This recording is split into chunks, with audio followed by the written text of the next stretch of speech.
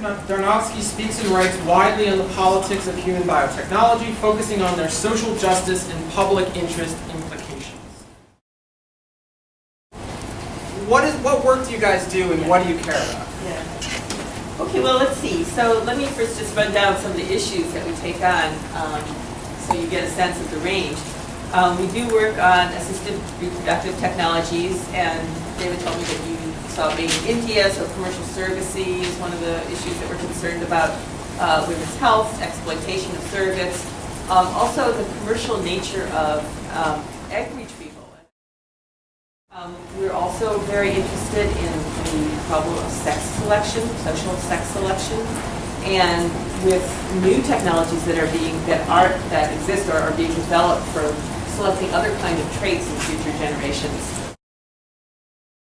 And then we work on a lot of human genetic technologies as well, on genetic testing, both direct-to-consumer genetic tests and in general genetic tests. We take on questions around DNA forensics, around biobanks. You read some articles about race and genetics, I saw in your syllabus.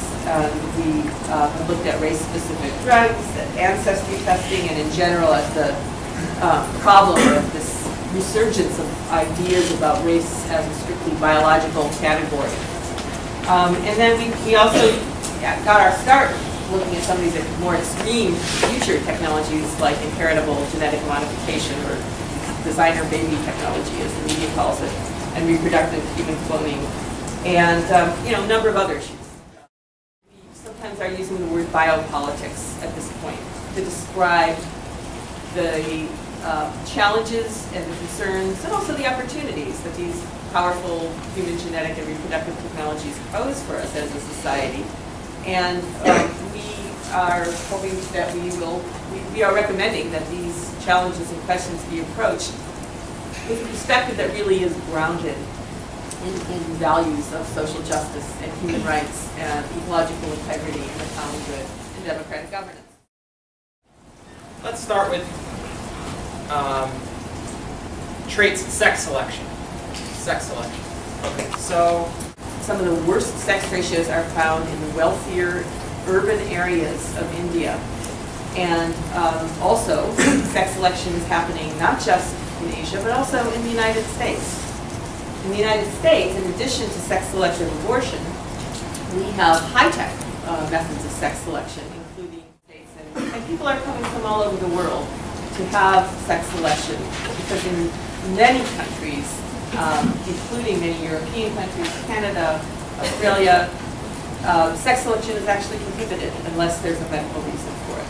So if you shows in some parts of South Asia, 117 to 100, that kind of thing.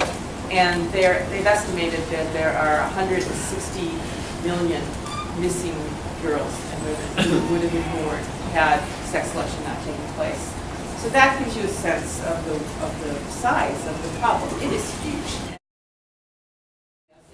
So that's actually what we're trying to do at the Center for Genetics and Society, is bring together a range of people and organizations. And so we work with, in the civil society world, public interest world, we work with reproductive rights, health and justice organizations, with racial justice organizations, disability rights, environmentalists, progressive religious figures, and bioethicists.